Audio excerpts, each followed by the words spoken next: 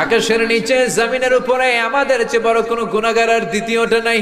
এমন কোনো গুনাহ নাই যে আমরা করি নাই, সগীরা কবিরা, জেনে না জেনে, ইচ্ছায় অনিচ্ছায়, শিরকি বেদাতি, বন্ধুর পাল্লায় পড়ে, শয়তানের ধোঁকায় পড়ে হাজার হাজার গুনাহ করেছি।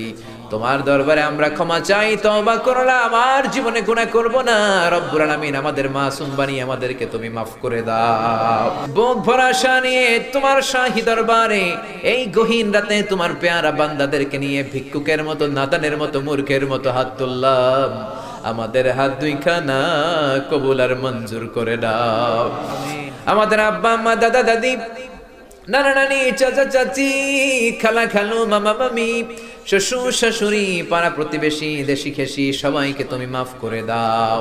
আমাদের যত আত্মীয় স্বজন ৩.৫ হাত কবরের বাসিন্দা, তাদের কবরগুলোর জান্নাতুল ফেরদাউসের বাগান বানিয়ে দাও।